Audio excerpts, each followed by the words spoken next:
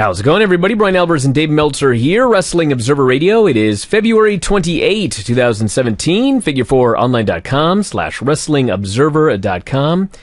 A lot of news to talk about here today. We got Raw, and we got the Hardyz, among other things. Dave, what's going on?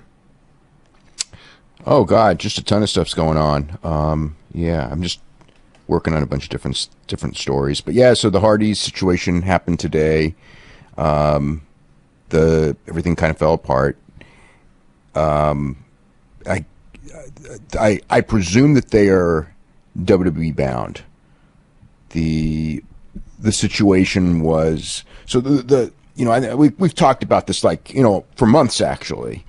But the basic situation was that if you look at everything from their perspective, TNA made more sense than WWE because of the schedule. Both of them have very young children. Matt has, Maxwell, and he's got another child on the way. Jeff and his wife just had a kid. They don't want to. I'd say, didn't want to be on the road 200, 300 days a year. They could make their own schedule. TNA gave them creative control. Everything was cool. And they were looking at staying.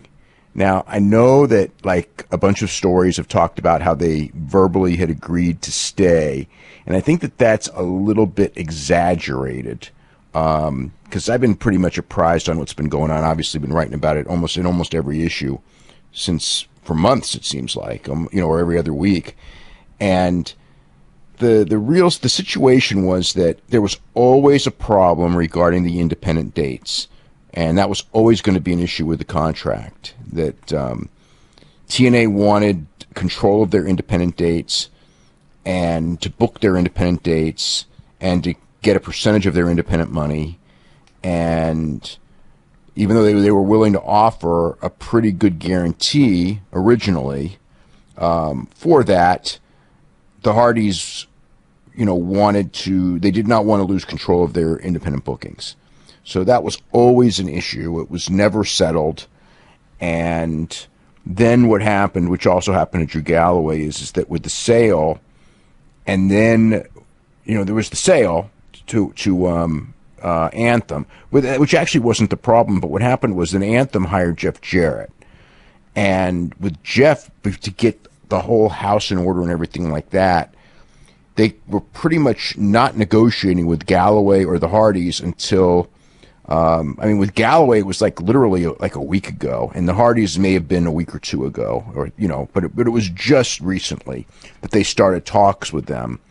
And so they were frustrated that they weren't being talked with, but that was the issue. And then, what happened, I think Matt wanted, Matt wanted a big hand in creative, not just of his own stuff, but of the company. I think he wanted, I know he wanted to be involved in the direction of the company. When Jarrett got the spot and not him, I think that was an issue, and that was a pretty significant issue as well. So what came down was that they couldn't agree to terms.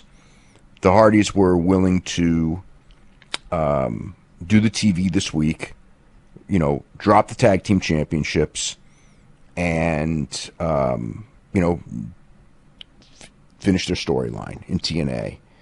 And TNA was willing for them to do that, but they wanted them to sign a short-term contract to do it, and they didn't want to sign a short-term contract, which would have prevented them. Let's say it's a 3-month deal, then that would put them on hold for 3 months. They didn't want to do that. So that was the impasse on why they are not going to television.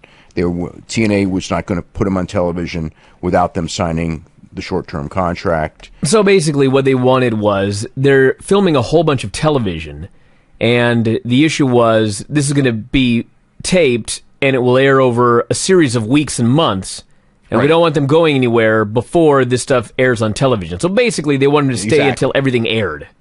Exactly. It wasn't an issue of just, can you show up on Thursday? Right. That's exactly what the issue is. So that's why they're done. and they're not going to be at TV, and they're probably going to go to WWE. Probably, most likely April. I mean, that's perhaps still up in the air because this all went down. This all really went down today.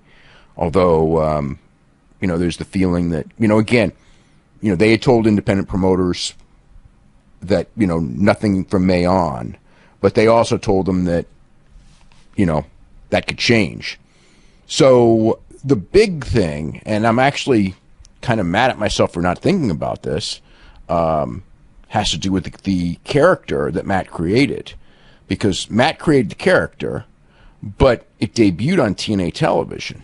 So TNA is claiming that they own the rights to that character because it debuted on their television. Matt claims that he created the character, so he owns the rights to the character. So I don't know exactly how that's settled. They believe that their contract with the Hardys gives them, it definitely gives them the right to, market the character and everything like that. But does it give them the right to prevent WWE or Ring of Honor or somebody else from using that character? That's, again, many times with WWE, guys have used a character and they have been banned from using that character when they leave WWE. So this is not something that's unprecedented. But there have been arguments if you come up with the character yourself, and Matt did come up with the character himself. So I don't know where that's going to stand, but that is an interesting issue. So that's the other thing that's facing them. I don't think it looks good for TNA right now, obviously, to lose both Hardys, especially Jeff. Because, if you really look at that roster, no matter who's being pushed or whatever, when it comes to, they want to start touring again. And their biggest star when it comes to going on the road and touring, Kurt Angle's no longer with the company. The biggest star by far is Jeff. The second biggest star is probably Matt, because, who else in that roster would be a big star? Bobby Lashley isn't at their level when it comes to going on an independent scene and drawing. The Hardys were the strongest draws on the independent scene. And actually, this is a big blow to independent wrestling if they're gone, which, more likely than not they are. So, again, for them, wanting to tour, losing Jeff Hardy is a big deal. And Jeff Jarrett, I know that Jeff Jarrett was counting on Jeff Hardy, and both Hardys really, being, top guys that they could build around when they're trying to turn this company around. So that's the situation. So I don't remember all of the timeline of the broken Matt Hardy character. I know the storyline, I know when he came back and everything like that, but I'm wondering if... So they did a match, and both of the brothers ended up going out on the stretcher or whatever, and Matt went to the hospital. This was in April, and he was gone for a month. And he came back, and that's when the broken Matt Hardy thing started. This was May of 2016, last year. I'm wondering if he had shot anything in the meantime, because he has so many videos that he puts up on YouTube and social media and that sort of thing.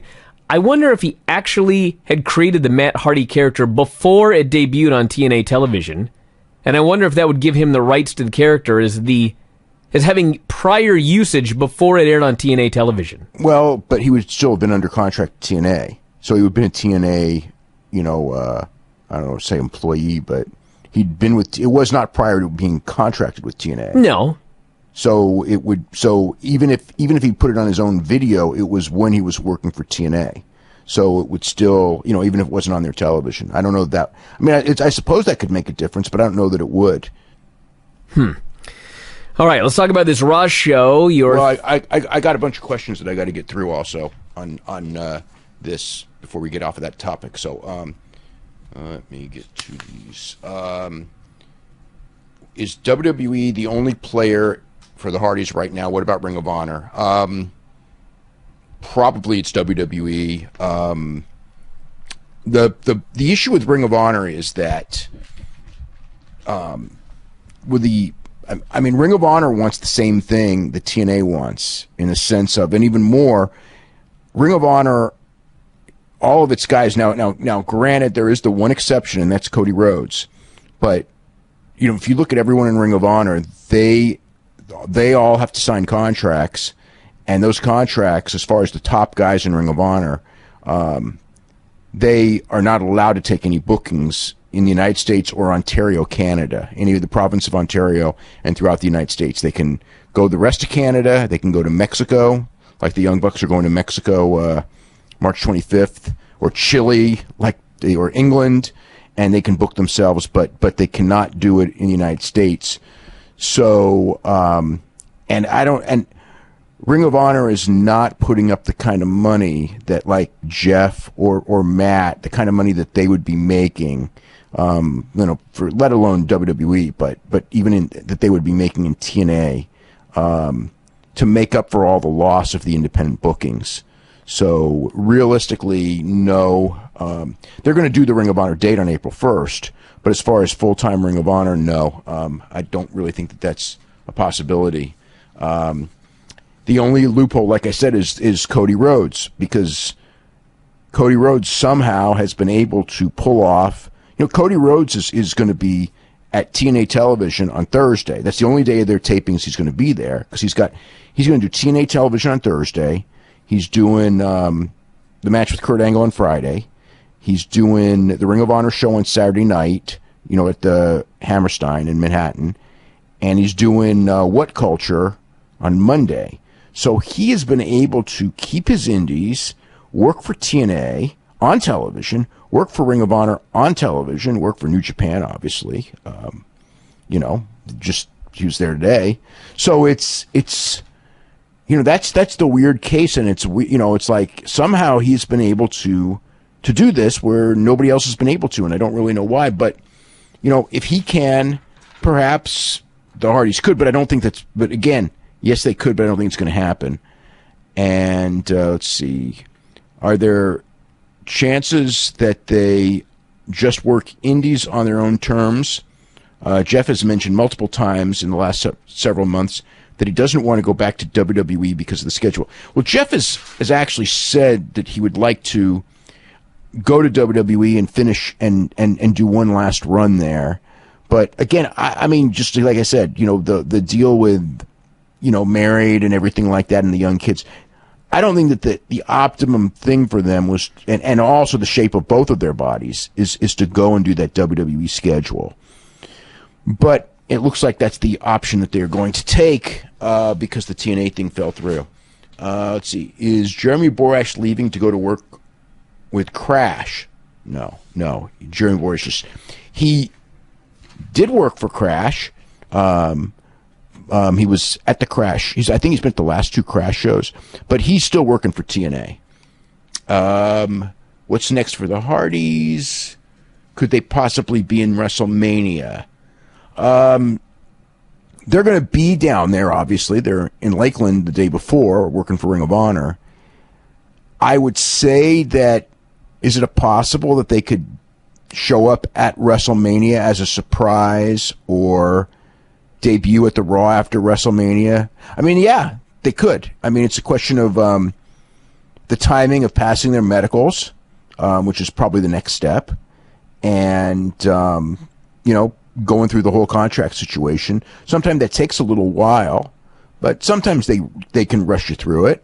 And, they are, I mean, they would be free to go as of, I believe, Wednesday would be when they would be, there's no non-compete, but they're going to do they're going to finish up what they've got, the dates that they have. So, or at least the dates through April from what I was told. Let's see, is TNA trying to free up money to bring in a big name? So they're doing this to save money? No, they didn't want to do this. That wasn't what the issue was. The issue was that the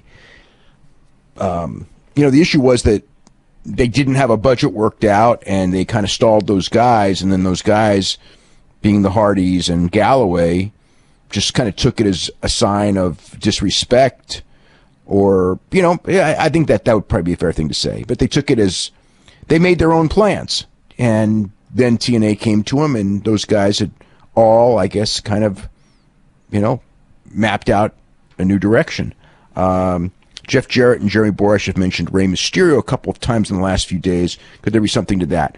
I mean, that's the same issue with Pentagon and all those guys, is they're under contract to Lucha Underground. So it would require Lucha Underground releasing... No, Rey actually is under contract through this. He had a 2-season contract. So this is his second season, is the season that's airing right now.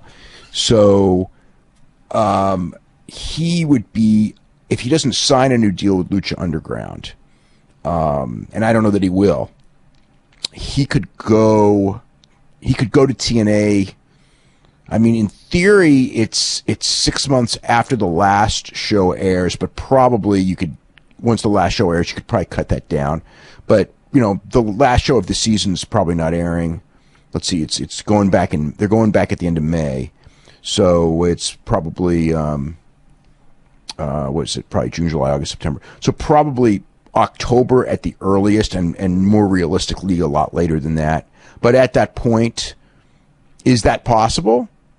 Especially with the Conan and TNA alliance? Yeah, I think that's possible. And if Lucha Underground and TNA make a working agreement, I suppose that's possible, but that's a weird situation since Lucha Underground threatened them with a legal letter just recently, although they did try to negotiate with them at the same time. But the thing with Lucha Underground is, that Lucha Underground wants to work with them, but to make sure they don't work with Crash, and it seems like TNA is working with Crash. So, and Rey, is under contract to Lucha Underground, but he's working with Crash, as is Pentagon and Phoenix. So it's a very weird situation. Let's see. Do you think the ICW's deal with the WWE Network could have an effect on Drew Galloway in regards to TNA? Yeah, it was a weird deal. The idea that Galloway would be working for TNA, under contract to TNA, and appearing on the WWE Network at the same time. Certainly TNA wouldn't want that. So that became a weird deal, but it doesn't matter now because Galloway's not staying with TNA. But, even though Galloway is not with WWE, and right now there's nothing serious going on between Galloway's situation is that he is going to work the same indies that he's been working. That's, for right now, that's the situation with him. And maybe I don't know. He could go to Ring of Honor now that he's not doing TNA. That is possible. But he's going to continue to do the What Cultures and the ICWs and the different groups. What's it called?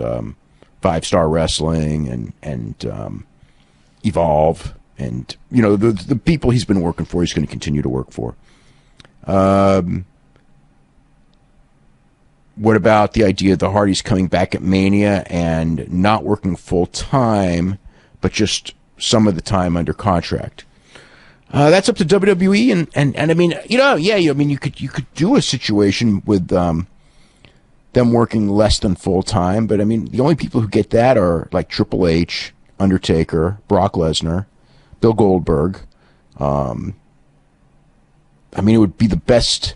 It would be the best thing, but I don't know that that's. I don't know that they don't want a lot of people like that. I mean, I guess John Cena too, but I mean, those guys are higher on the food chain. Although Jeff, Jeff, you could argue that Jeff should be that high on the food chain. Let's see, a lot of talk's been going around on Matt and Jeff's decision to leave, coming down due to creative differences, contractual disputes.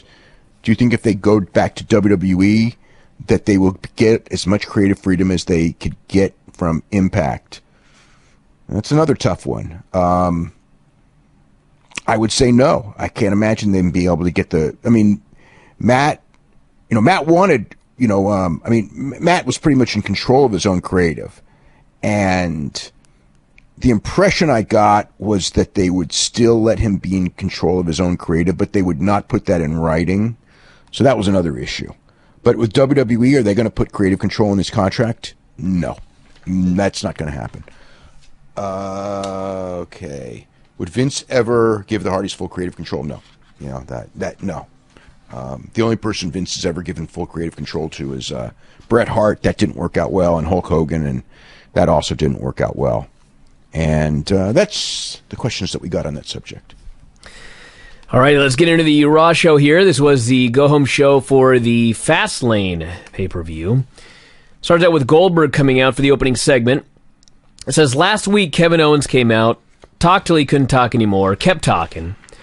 Says he's not going to do that tonight, even though he's in a great mood. In 6 days, he's going to... He promised, by the way, spear, jackhammer, 1, 2, 3. Said he never made a promise he didn't keep. That was amazing. Because he's not... Bill Goldberg, both Bill Goldberg and the character Bill Goldberg, is not going to say, promise what he's going to do unless he's going to do it. So he basically told you exactly what's going to happen. Yes, he did. And some people booed that too.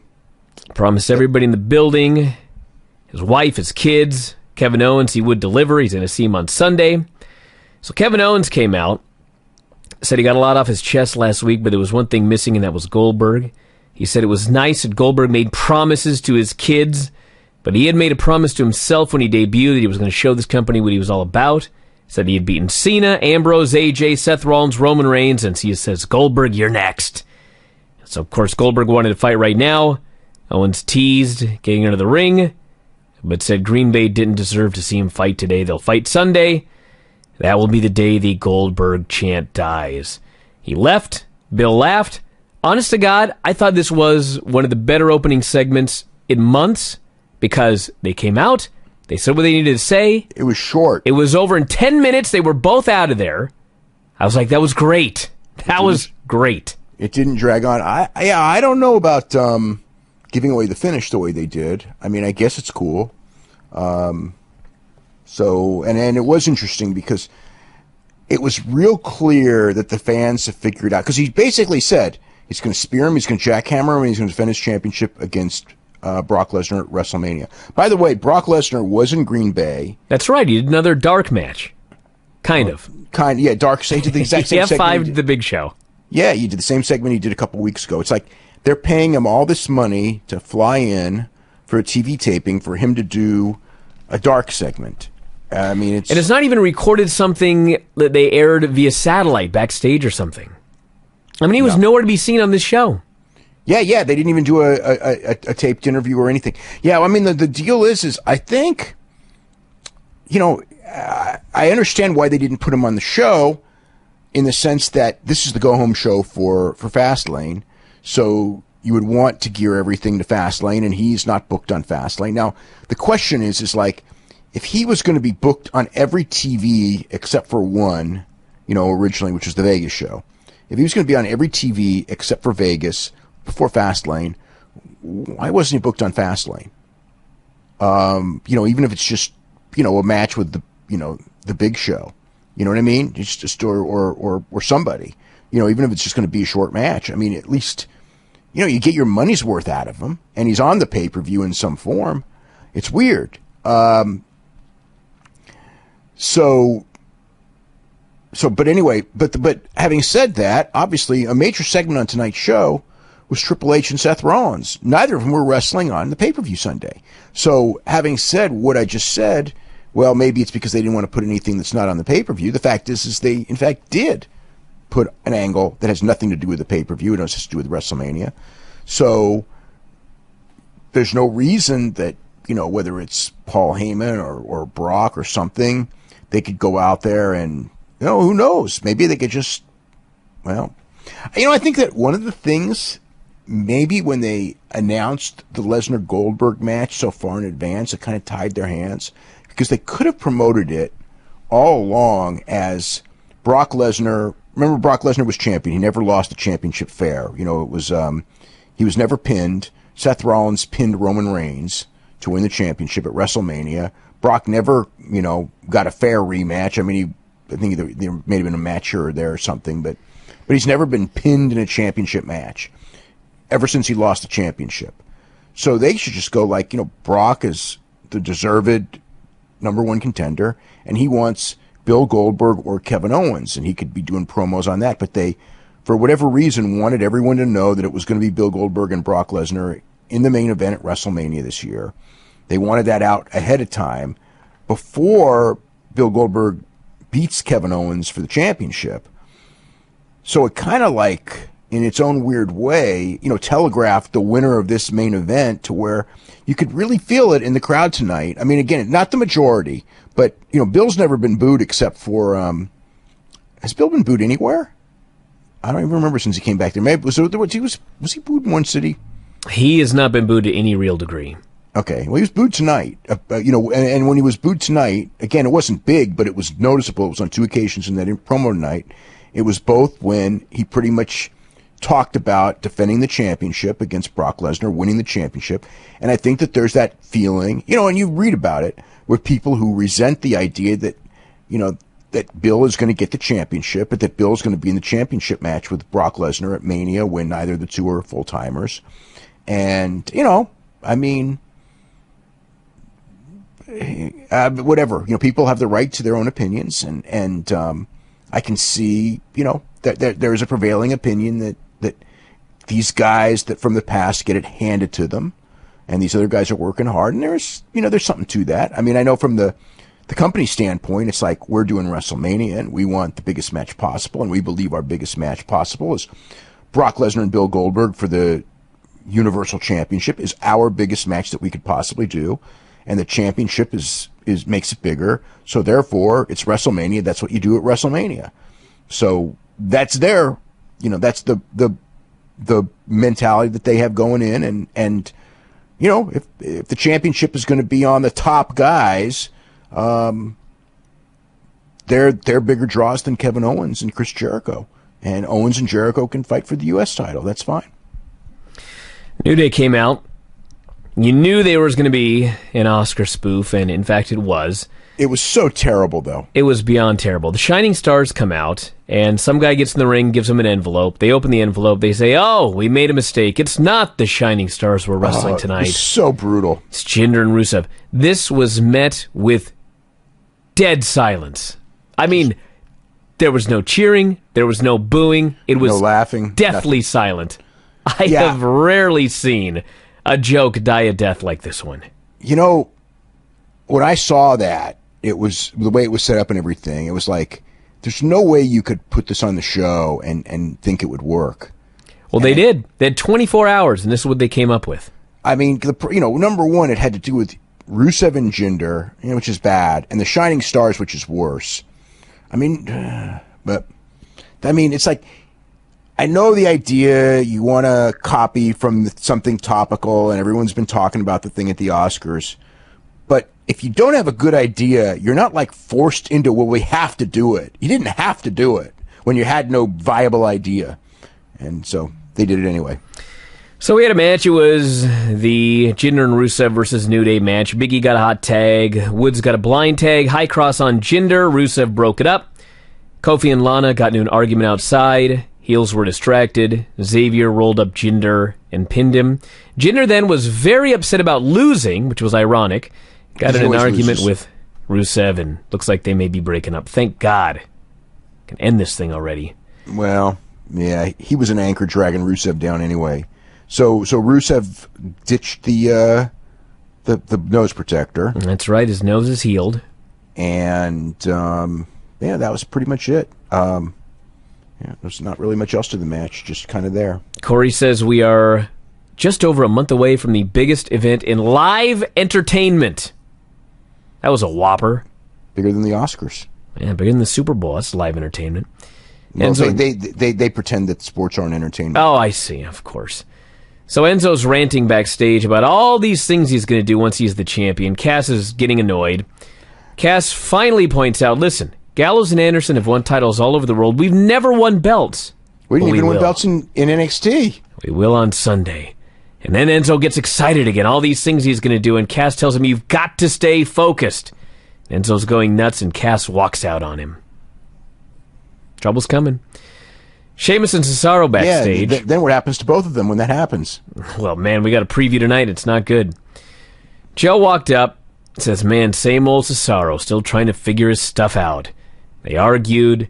Cesaro told Joe that all he does is carry Triple H's jockstrap. Sheamus gets all angry at Joe, wants to kick his head off, and Cesaro says, I'll handle this. And then we had Steph and Foley.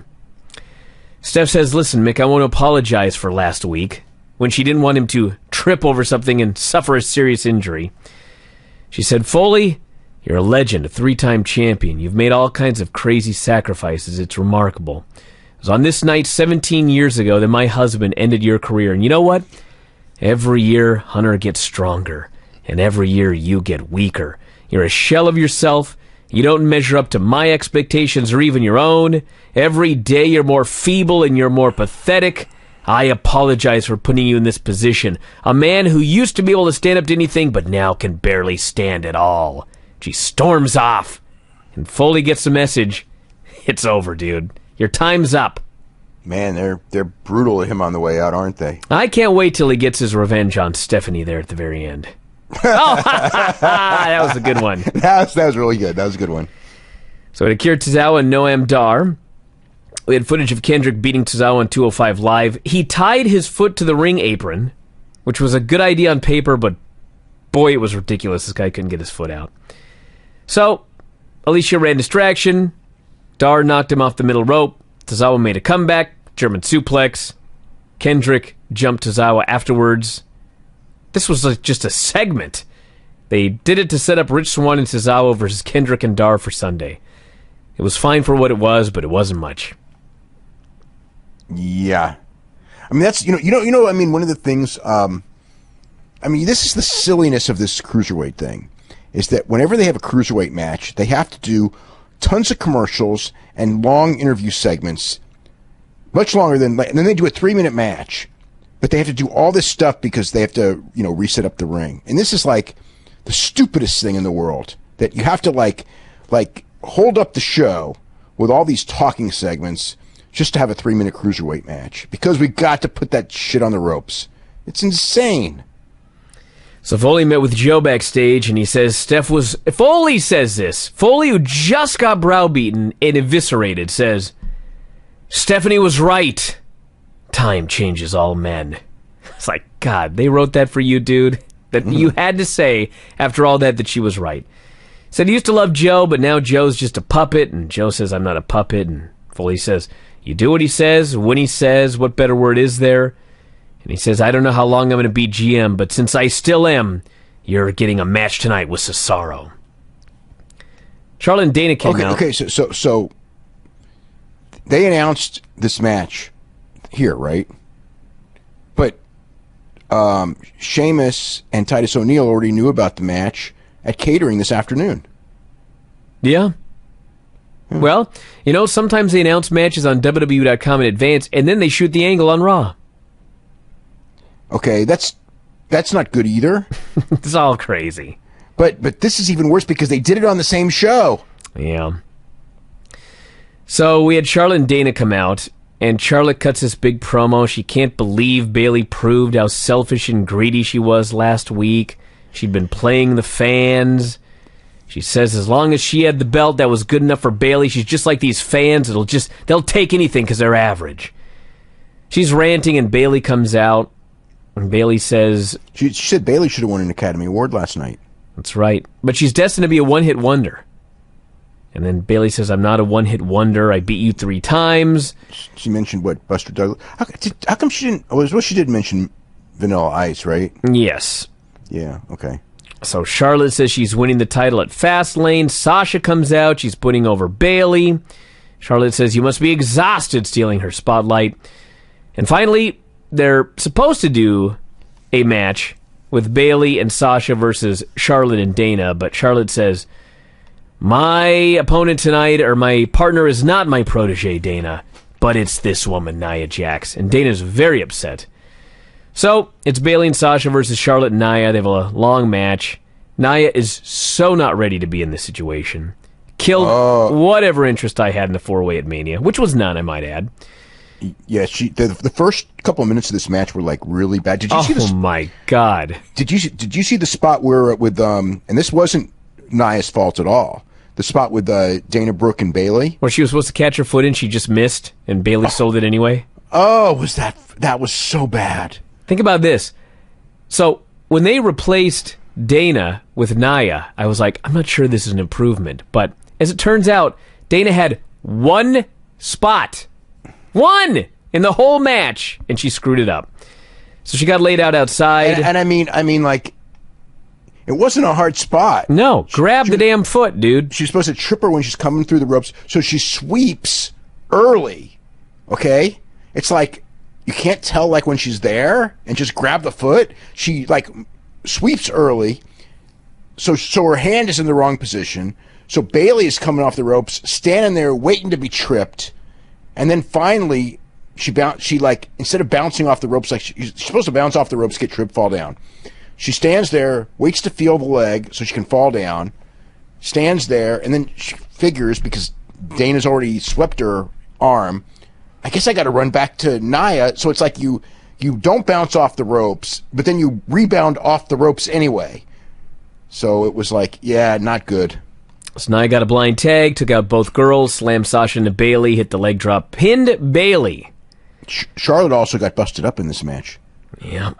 She got busted up under the eye, and I mean, it's bad enough for guys. They don't want to shoot.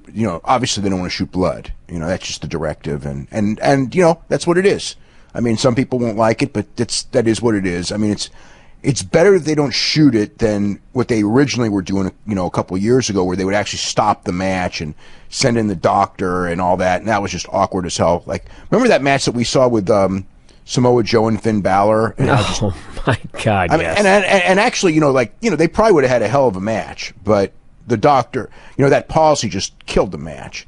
So anyway, so here they didn't do anything to kill the match other than, book Nia Jax in it. But, they wouldn't shoot her face because she's bleeding. So they're shooting, like, everything to avoid Charlotte's face in this match. We had Braun and Foley backstage, and Foley says, I can't give any competition tonight. And Braun says, well, I don't want it, but I want a contract. What he means here is he's afraid that Roman Reigns is going to chicken out of this match at the pay-per-view, so he wants Roman to sign a contract for the match. Foley says, Lovely. listen, contract signing. This dude ain't going to no-show the match, and Braun says, I want the contract. So Foley says, fine, we'll do it later on.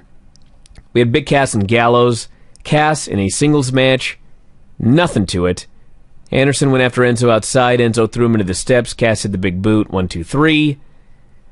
It's Cass singles run. I don't know about it. Even though I advocate it because I don't want to see Enzo in the ring. Yeah, well, at least the booking makes sense.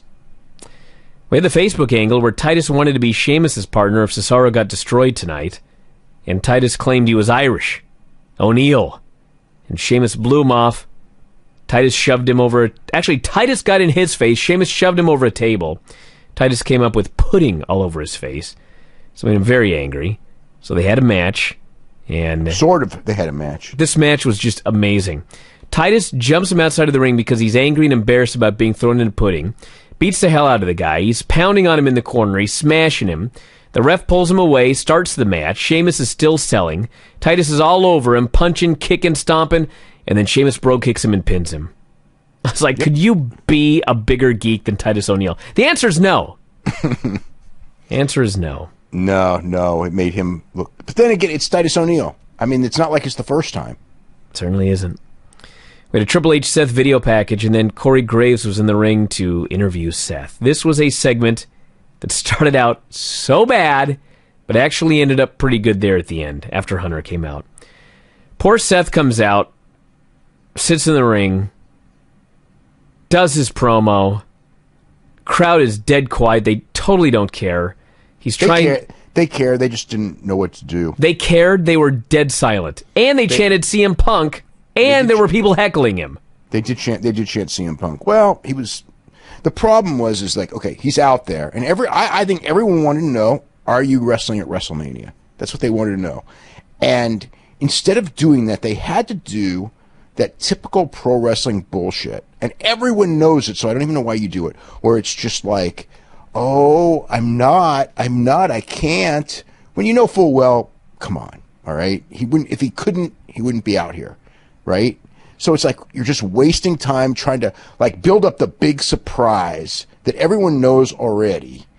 And I think that's what the problem was, is that the people just go, it's that same stuff. You're going to fool us again. So it's just like, just get it over with. You know what I mean? Tell us how your knee's doing and make your challenge and all that. And instead they got to do this long, drawn out Dude, thing. he's crying that maybe I deserve this injury. Why would you say that? I don't know. It was horrible. And finally, Hunter came out and absolutely saved this segment. Oh, yeah, but, I mean, Hunter was great, but it's like, he's great, but at the end, it's like he's still the babyface. Well, he is the babyface, but you know what? He came out and he cuts his promo, and he did the whole thing that he did before. He chewed up Seth and spit him out. He told him to man up. Of course, he knew this was going to happen. What did you think was going to happen when you signed on with me? Said he told the world Seth was the future, but now he's the past. He's washed up, beat up. Told him to salvage what is left, and he said, listen, do not come to Mania. I'm done playing. If you come to Mania, it'll be the last thing you ever do in a WWE ring. And he was so good. I don't care if he was a babyface or a heel. He was so good that when Seth fired up there at the end and he says, I'm going to WrestleMania, it's the last thing I ever do, and it'll be the last thing you ever do. And everybody cheered. And I was like, there you go. Good job. You saved it there at the end. But that first half of this segment was horrible. And then we had the Big Show and the Shining Stars, which did not save the show. Big Show won with the choke slam. At least it was quick. Yeah. In fact, almost every match on this TV, the Bayley match wasn't quick, and the New Day match wasn't quick, but all the rest of the matches were all like, I mean, even the Joe and Cesaro match was very short. I mean, everything it's like they would just do ring introductions and they would just rush. I mean, the Sheamus match was like 19 seconds. It was 19 seconds. This match was under 2 minutes. The cruiserweight matches were both super short. So, yeah, just a lot of short stuff. Black History Month with Martin Luther King Jr., and then Neville met with Tony Nese. And he says, Nese, the whole point of this match is to put Jack Gallagher in his place before the pay-per-view. And Nese says, well, that's fine for you, but I'm going to do what's best for the premier athlete. So just getting beaten like a minute and a half? Yeah. So Austin Aries had teased that he had this giant scoop, this big announcement. And the big announcement was an Austin Aries video package. Which they already showed on 205 Live. It didn't even say he was coming back, didn't give a date. It was just a video package. Well, he's coming back. Yeah. I mean, he's been cleared for a while. They're just waiting to, whenever they want to make the most impact for his return. Which I'm guessing will be probably in a couple, Could be Sunday. Well, I don't think he's going to wrestle on Sunday. But but Aries beats Gallagher, and then he's beating him up or whatever, and Neville beats Gallagher. Yeah. Aries comes out and makes a save. Yeah, I think Neville and, if they're going to do a singles match, and they may not, because they may just put all those guys, it's WrestleMania, they may just put them all in a multiple-person match, but Aries will be in the match, I'm pretty sure, and if they do a singles match, I would think that Neville and Aries would be the match to make. And I know that's been talked. That match certainly was talked about. So we had Gallagher and T.J. Perkins against Neville and Nese. Gallagher got a hot tag. 4-way. Gallagher hit Nese with a corner dropkick, put him in a submission. Neville could have made the save, but didn't. Nese tapped out. Total nothing match. Well, it's just short. It's a 2-minute match. It's just what it is. I mean, there was nothing wrong with it. I thought that, they athletically, everybody did their role well. Just no time to build anything. We have Beth Phoenix going into the Hall of Fame. Nice little video. God, well, whatever. Yeah, it's WWE Hall of Fame. It's like, you got your quotas, and that's the deal. I mean, it's weird. It's like, you know what I mean? Like Jim Londos and Luthez aren't in, but Beth Phoenix is in. I mean, not that she's the worst person that has been in. It just blows the mind. We had Bayley and Sasha backstage. The most horribly acted, awkward, scripted meeting. Bayley needs eyes in the back of her head on Sunday. Sasha says, "Don't worry, I'll be there in your corner." Steph comes up and says, "Well, clearly, Sasha, you think Bayley can't get the job done on her own, or Charlotte's right and Bayley needs the help." She says Sasha needs to stop worrying about Bayley's back, start worrying about her own, because she'll be facing Nia Jax at the pay-per-view. Sasha versus Nia. In a singles match, after that great match they had in the last pay-per-view. Man, oh man. Can't wait for that one. Joe and Cesaro had a fun match while it lasted. Cesaro came off the apron and acted like he's tweaked his knee, so Joe went to work on it. I thought that was so well done, the way he did that knee injury. That's right, he tweaked it, but then he pretended like he didn't because he knew if he sold it in this fake match, then Joe would target it. But Joe was savvy, and he targeted it anyway. Joe targeted it anyway, yeah. Yep, worked over the knee, and ended up with Cesaro going for a springboard elbow. Joe kicked out his legs, tangling him up in the ropes, hit the Uranage off the ropes for the pin. And then Joe's going up the ramp, and he cuts his promo. Charlie's question is, how have you made such a big impact in such a short period of time? Joe says, I came here to hurt people. Says it's a reminder. Does not matter what you've done, who you are, how much these people love you. When they face the Destroyer, and then Sammy's music hit. Sammy comes out, attacks him, set up the pay-per-view match on Sunday, flip dive off the stage, actually landed hard on the cement, but seemed to be okay, so that's your another match for the pay-per-view. And finally, we had our big Foley segment with Roman Reigns and Braun Strowman for the contract signing. So Braun comes out and he wants Foley to leave, and Foley says, listen, I may not be long for the world as GM, but as long as I am, you're going to respect what I say. You know what's funny is they're actually like just telling you, I mean, how many times did they tell us tonight that this guy's gone? Oh yeah, it's patently obvious he's gone. So Braun says, listen, there was a time I would have respected you when you were competition, his favorite word, but Steph is right, you're not the man you used to be. So Foley flips out, maybe his last great promo here for a while. He says he's sick of being disrespected. He may be a shell of a man, but he's a legend. And WWE legends live forever. And Braun is going to respect him or else. And everyone starts chanting Foley's name. Haven't they been dying like at a really fast rate lately? Well, sadly, yeah. So Braun slaps the mic out of his hand, and Roman comes out. They have this big brawl. And the key to this is, they brawl into the WWE Universe. Roman gives him this spear, spears him all the way through the barricade, wipes out some production guy. There's bodies everywhere. Roman leaves the wreckage, crawls into the ring to sign the contract, and everybody chanted for Roman Reigns. I was like, I can't believe it. They're cheering this man. So Braun gets back up, gets in the ring. Roman tries the spear, but Braun catches him, throws him into the corner. The top turnbuckle breaks, snaps off. Roman goes flying. They sell it like he's caved in his chest. Braun leaves up the aisle. He's all happy to have destroyed this man. But Roman Reigns, with his caved-in chest, he struggles to his knees, and he goes over to the table, and he signs the contract anyway. I thought, you know what? This stuff never works. It kind of worked tonight, but in general, it never works. But everything Vince does with Roman on paper is like exactly what you'd want to do with a babyface. Like, this guy just will not quit. He's nearly killed, but goddammit, he's going to sign that contract anyway. Just the wrong guy. But It's a broken record. Yep. Yeah, well, it's, I know, 2 years of it. It'll be interesting, like, this pay-per-view, because I don't know what you do for a finish other than... It's got to be Undertaker distracting Roman. You could do that. You could definitely do that. But the problem is, my own theory... But I don't know that Undertaker's going to be there. Well, not only that, it could just be his music as a distraction, but the problem is, if you do the exact same thing in the main event... You're going to have a babyface lose to music.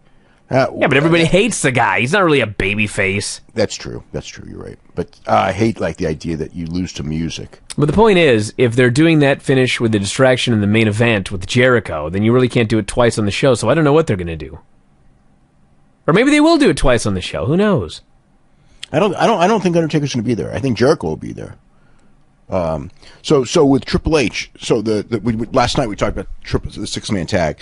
So Triple H 6-man tag, he's actually not just doing Toronto, he's doing Buffalo on the 10th, Toronto on the 11th, and White Plains on the 26th. And it's Triple H, Kevin Owens, and Samoa Joe against Jericho, Finn Balor, and Sami Zayn. So everybody thought Roman Reigns would be in it. It's not going to be Roman's still going to be wrestling Strowman on those shows. So that's going to be the matches on those two cards. All right, take us through this second night of Honor Rising in the New Japan Cup. Okay. So there's good and bad, I guess, when it comes to this New Japan thing. So the good is that on the Sunday show, there were 1,600 people at the Sunday show at Korakuen Hall. It was packed.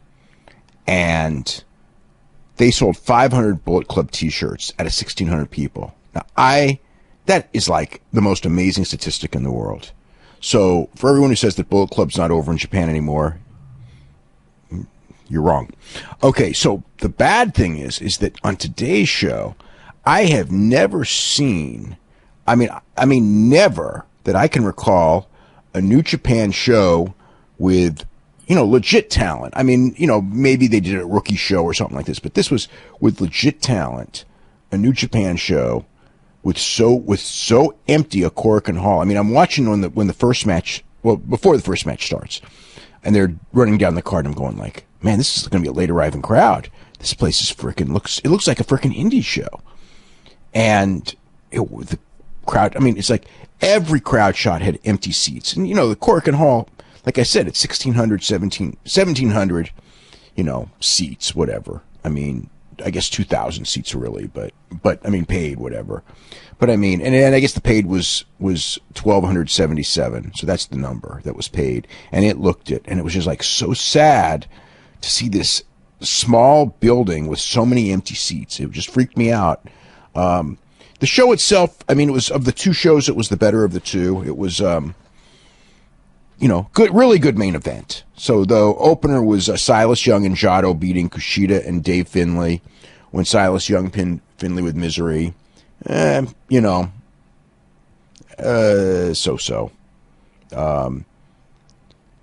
Jado tried to get the fans to chant in English, "Thank you, Silas," and in fact, they did. So the idea was to get Silas Young over, and kind of did to a degree. Finlay didn't do much. I don't know about a labrum tear coming back in just a few weeks. Doesn't sound smart. He didn't do a whole lot either. Then it was Tiger Master Jushin Liger, Ryusuke Taguchi, Dalton Castle, and Delirious against Naito, Sonata, Evil, Bushi, and Hiromu Takahashi. And Evil pinned Delirious with an STO. Delirious got a bunch of near falls. The match was pretty decent. Bushi went after Tiger Mask's mask. Tiger Mask went after Bushi's mask. They did some hot stuff with Takahashi and Taguchi to build up their match, which is this coming Monday. One of the reasons, by the way, why this crowd is probably so small is that in 9 days, there's 5 New Japan shows in Tokyo. And that's kind of overdoing it. I mean, it's one thing if you do that when you've got a bunch of loaded lineups, like in G1, they used to do that, but the lineups were awesome. I mean, these are just normal shows. Naito unmasked Tiger Mask, which isn't even leading to an angle. He just did it to do it, and threw Tiger Mask into the crowd. So this is the difference between the United States and Japan. They throw the mask into the crowd. You know what happened? Someone in the crowd gives the mask back to one of the wrestlers. Threw it back. They didn't throw it back. They handed it back, and they brought the mask back to Tiger Mask, and he put it on and left. And Taguchi and Takahashi were going at it, to build up their match again. Then War Machine against Tama Tonga and Tangaloa. And this was a pretty good match. Not great and not long, but clean win for War Machine with the fallout on Tama Tonga. And, they beat the Young Bucks last night. They beat Tonga and Loa tonight. And the first thing Raymond Rowe does is go, "We want the IWGP Tag Team titles." So I'm pretty sure that, the titles are up on Monday. It's Makabe and Honma against Yano and Ishii. And War Machine will probably face the winners, I'm guessing, on the April the 9th show. And when War Machine asked for the title match, the crowd popped pretty big for him. And they look good. So then it was Hangman Page, Yujiro Takahashi, and Bad Luck Fale beating Hiroshi Tanahashi, Juice Robinson, and Jay Lethal. And, a lot of power stuff by Fale. Match wasn't too bad.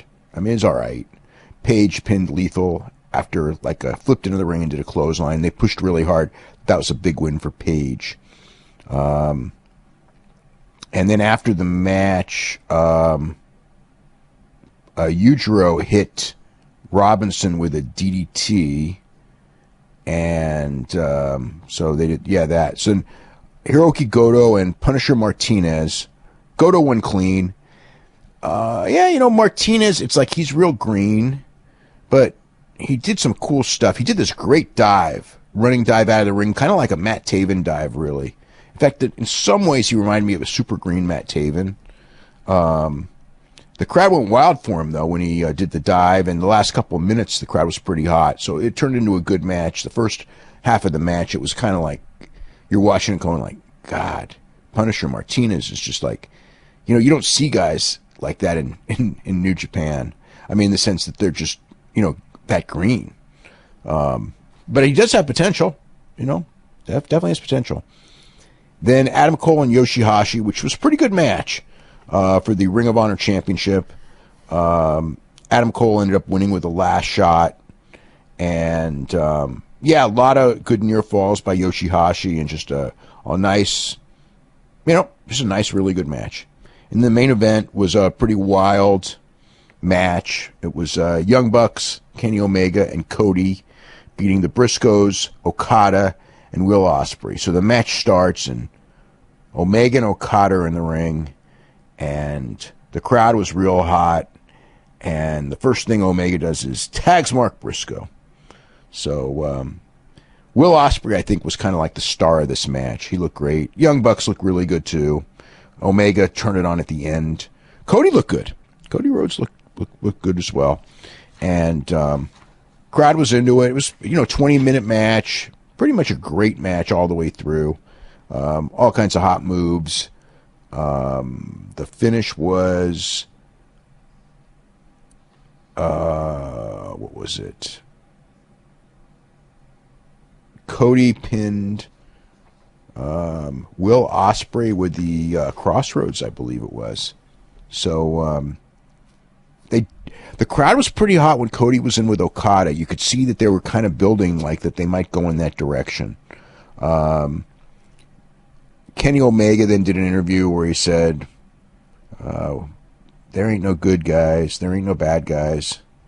But he didn't say the rest of the song. And then he challenged Tanahashi to a match. Old man Tanahashi, it's not your time. And so I don't know when. I suppose that match might be the finals of the New Japan Cup. Because they're on they in the New Japan Cup brackets, what they just announced, they could only meet in the finals, or maybe they're just going to start a program. I mean, I know that Omega has, obviously, when he was on our show, he talked about wanting to do a program with Tanahashi because the plan was to do that, and that's when Tanahashi hurt his shoulder. And Omega really wants a ladder match with Tanahashi, which, man, I don't know. I don't know if that's a good idea, because the match will be phenomenal, but I don't know if it's a good idea. And what did Omega... So Cody Rhodes is so happy to be in the Bullet Club. He's so happy to be in a main event in Japan. He's had this smile on his face the whole time. And he said that this was Camelot for him. And Kenny Omega corrected him and said it's Valhalla. So, and then the Young Bucks cut a promo on the Hardyz in Lakeland, Florida. How about that? Yeah, so that's what they talked about. The Hardyz in Lakeland. So, yeah, I mean, it was... I mean, as far as the show went, the only match that I would say that you should try to seek out would be the main event. The rest of the show, the Adam Cole Yoshihashi match is good as well. So, I mean, it's, not a super show, but, good show. So, okay, so the cup, let me just see what I got here. Or you could go, you want to go through it? The New Japan Cup is coming up. And it starts on the 11th, and it will end on the 20th. Now, all right, here's the brackets. We've got Tanahashi and Evil. This is for the March 11th show, which is the left side of the bracket. Yes, that's Nagoya. So all of these, all the tournament matches will be on New Japan World. So pretty much almost every show of the next tour. Excuse me. Every show on the next tour will be on New Japan World, and the semifinals, which is the 19th, and the finals, which is the 20th, will actually be starting at 2 a.m. Is it 2 a.m. Eastern? No, 1 a.m. Eastern. So it'll be 10 p.m. our time. So, oh, man. So that means, what are you saying? Oh, man, we can watch that on normal time. Yeah. I can have my friends over on those nights. That's right. 10 p.m. Look at that. They're doing that for you. Over by 1. Yeah, that's awesome. Well, they do the first one. The first night is going to be that's a 1 a.m. start. No. It's the second night. So it'd be the right side of the bracket. That's starting at 11 a.m. or 11 p.m. our time on the 12th. So it'll be on the night of the 11th, which is a Saturday. So what's going on that weekend? There's UFC. I'm sure there's always UFC on Saturday, isn't there? So yeah, March 11th. Oh, there always is. Well, anyway, we got Tanahashi and Evil. This is for the first night, March 11th. Tanahashi versus Evil. Honma and Tangaroa. Michael Elgin and Bad Luck Fale. And Toriano and Tamatanga. That's going to be some weird stuff. So let's see. So Tanahashi and Evil. I figure Tanahashi probably goes over, and then is what Hanma and Tangaloa. Yep. Is the other one. So yep. Hanma should win that one. You would think. It's Tanahashi and Hanma. That might be a hell of a match, actually. Elgin and Fale. I mean, that one could go either way. I hope Elgin wins. I mean, obviously, because Elgin's going to have a lot better matches going forward. Tamatanga and Yano. You know what? Maybe it's time for Tamatanga to get a win. I don't know. I don't know what's going to happen there. So I could see. I don't think they're going to put. Okay, so I don't see Tanahashi. If it is Tanahashi and Hanma, there's no way Hanma's winning. But that would mean somebody's going to have to beat Elgin somewhere. I think, you know what? Looking at that bracket, I think probably Fale is going to win. So you go with Tanahashi and Fale in the semifinals, which is usually not that great of a match. So, all right. So the other side. All right, let's talk about this bracket. This bracket's significantly better. Yeah. Shibata and Minoru Suzuki. That's going to be awesome. We have got Kenny Omega and one of his dream matches, Tomohiro Ishii. Well, wait, it's not the next one. The next one is I was jumping forward. Yes, next one is Juice Robinson and Yujiro. Okay, so the Suzuki Shibata winner is clearly going to beat the Juice Robinson and well, I shouldn't say clearly, but got to beat Juice Robinson or Yujiro, right? Got to. I sure hope so. So, I'm thinking that it'll be Suzuki because Suzuki lost to Okada, so they'll be looking at rehabbing him. So we're gonna have Suzuki from the top bracket. So then we got Omega and Ishii and Sanada and Yoshihashi. I could see Yoshihashi winning and Omega winning. Omega then with Suzuki. Sounds good to me. Yeah, that's not too bad. And then Omega Tanahashi. That wouldn't be too bad if that's the way they're going to go. That'd be a pretty good cup. So the quarterfinals, March 13th through 17th, semifinals March 19th, finals on the 20th. Yep. It says here the last two dates will air on New Japan World, but you're saying everything's going to be on. Oh, live on New Japan World. Yeah. They'll have all the matches taped. The first one, I think the 11th and 12th are going to be live too. I think. Yep, air live. 11th and 12th live. The other ones are going to be taped, and then the finals will be live. So there you go. NJPWWorld.com. All right, we're going to do a little bit of mailbag, but first off, you got a FS1 Q&A answer for us. Oh, from yesterday. Hold on, let me get that. So, let me see where this is. Okay, so there was a question last night about FS1. Okay, so ever since the new regime came in from ESPN, they basically, anything that was there before the new regime, anything that wasn't their creation, they kind of put on the chopping block. Even Katie Nolan's Emmy Award-winning show Garbage Time is going to be done, but they do like Katie Nolan, and she most likely will be getting back with a Monday through Friday show, but no longer doing the Garbage Time show that was very well regarded, which was only on once a week. So that's the story on that. So there's new management at FS1, and that's why you got the changes, and they're redoing things. All right, mailbag questions.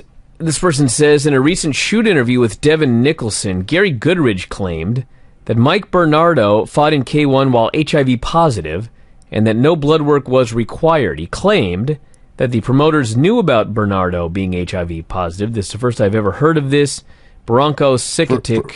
First I've ever heard of it, too. It sounds really terrible. Also mentioned this in an interview in a Croatian site. So you have not heard anything other than this? It's the first I've heard of it, but I remember Mike Bernardo was like a really big star, and then just kind of like faded out all of a sudden. Wow. All righty. That's really terrible, but when you're not regulated, but that's still. Well, I should probably follow up on that. Who knows? That's terrible if that's true. Just the worst. The worst. This person says it's criminal. How are tap-out sales doing? I have not seen a single person in public wearing tap-out gear since WWE bought a stake in the company.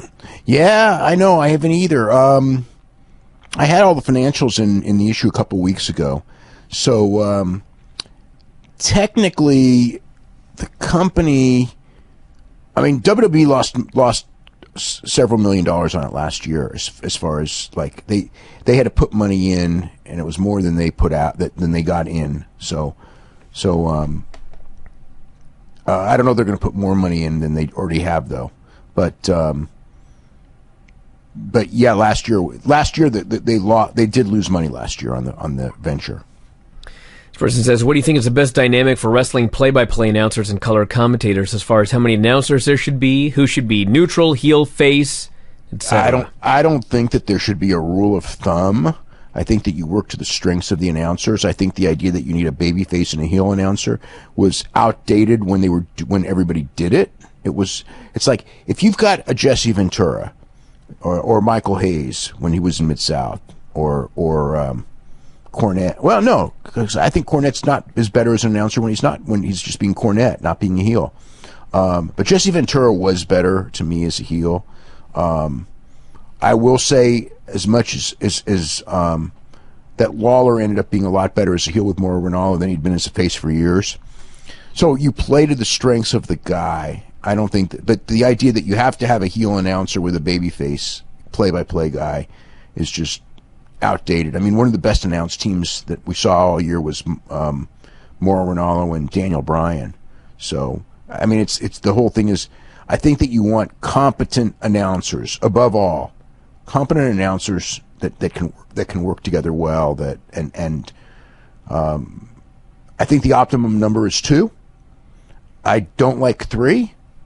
4 is ridiculous. So, I mean, I'm sure that there's a way that you could have 3. I mean, I saw the UFC did 3 with was it Cormier and no, it was Cormier worked with Rogan and Anik, and I actually thought that was pretty good.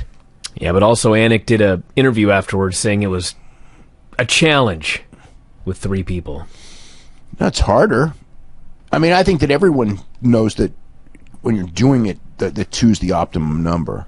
But I think that if you've got competent people, you can do 3. But yeah, to me it's 2. And as far as who they are, it just depends on their strengths. If you've got a comedian, you want a funny guy. If you've got a guy who's brilliant, you want him to be brilliant. You got a guy who's a good snide heel, You want to be a heel, but you find the best guys for the job and have them be themselves, and have them not do anything, not say stupid stuff. I mean, the worst thing you can do for an announcer is have them say stupid stuff, because if they're just completely full of shit and the audience knows they're full of shit, then they just need to be gone, because they're ineffective at their job.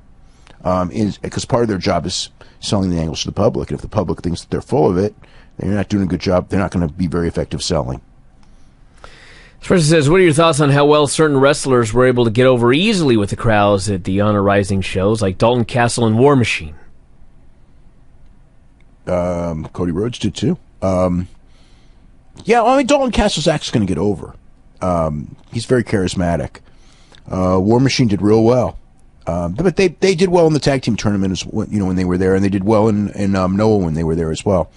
So they're good for the Japanese style. Japan likes big guys who can move, that hit hard, and they're a good, especially in that heavyweight tag team division. Although they could do stuff. The problem isn't the talent of the guys, but just a lot of times that heavyweight tag team division is just like kind of dead. Maybe War Machine. The one thing about like them putting War Machine over like this is maybe they're staying, because it doesn't make sense to put them over this strong if they're not staying. Jeffrey here says, how is it that out of all of the wrestling promotions that attempted to fill the gap in the marketplace that was left when WCW died, TNA was the only one that managed to survive and grow anywhere near that level? Why did WWE never try to do more to undermine them in the beginning by signing up talent? They were losing so much money. What was the point? WWE was also having their own struggles at that time. Not that bad. Well, not that bad, but I mean, it's not like... Well, I mean, they definitely were opposing TNA, but TNA never was competition. I mean, they really weren't. I mean, even at their best, they were, There was a period where they had better pay-per-views than WWE, but they were never... It was never a competitive fight at any point in time. This person says, is Milano Collection AT going to come out of retirement to face Sonata? I don't think so. I mean, they've done stuff with him with Naito for a long, long time, and it doesn't look like if it was the United States, I would say yes, but he retired due to injuries, so I don't think he's coming back. This person says, any chance Jarrett pulls some strings, has the GFW tag champs or all of the champions recognized as TNA champs to save themselves the rigmarole of having new titles? The GFW tag champs are Harvin Groove, Sierra, who are under contract to WWE, so that's not happening. No, that's not going to happen. Did you notice this week Owens mentioned his evolution, and last week mentioned that he knows how to play the game? Well, he's buddies with Triple H. Yeah, exactly. It's just certainly play on words, yeah. Is it true that Mike Sanders got fired by WWE in 2002 after neglecting to shake hands with Triple H backstage at an HWA show when Triple H was on crutches? I never heard that story. It could be true. But those guys were getting fired anyway. They fired a whole bunch of those guys. It wasn't like he was fired, like, singularly. But, I never heard the story. I'm not saying it's not true. I just never heard that story. And let's see here. One more. The flaws of TNA's television and booking, especially during the Russo era, are obvious, but do you see TNA as having had an impact on the style of wrestling that is popular today? While the talent was never used to their full potential, it was the first time wrestlers like AJ Styles were presented as the attractions of a well-produced product on a national level. And do you see that frustration as being partly responsible for fans getting behind wrestlers of a Ring of Honor type of wrestling? I don't understand the second part of the question, but basically they're asking, do you think that TNA has not gotten the credit they deserve for pushing guys like AJ and Joe on a national level? No, because in the case of AJ in particular, he became like 10 times as big a star when he left, and if he'd stayed, he'd never been anywhere close to as big a star. If that guy had stayed, he wasn't going to walk into WWE and get that world title or nothing. They didn't even have. When he was done in TNA, WWE didn't even have interest in him. he spent 2 years in Japan, and WWE brought him in and you know, went all the way with him, and he was their most valuable wrestler this last year. So, if anything, you know, I think it says that, you know, all of these guys were not used to their best of their ability in TNA. So they were talented as hell, you know, but look, if AJ never went to TNA, he'd have been a superstar in Ring of Honor, and, you know, probably would have been used better, but, you know, but TNA did pay AJ much better. So AJ did make money, and he was, you know, he was promoted as a star there, for sure. But like in Ring of Honor, he'd have been promoted as a star. I mean, AJ, you know, I remember when we saw AJ King of the Indies, and he was already good, and he'd just only been wrestling for a short period of time. So, you know, AJ had noticeable talent before there was ever a TNA. It wasn't like he was this nobody that, you know, that just got a shot there. I mean, I had heard about AJ before he was in WCW, you know, from the Georgia Indies. And granted, when he was in WCW, I mean, he did some cool stuff, but I didn't see enough of him to really, what's the word I'm looking for? To really, like, tell me he was as good as people said. But when I saw him at King of the Indies with Daniels, it was like, hey, he's quite good. All right, everybody, we're going to wrap it up. Lots of stuff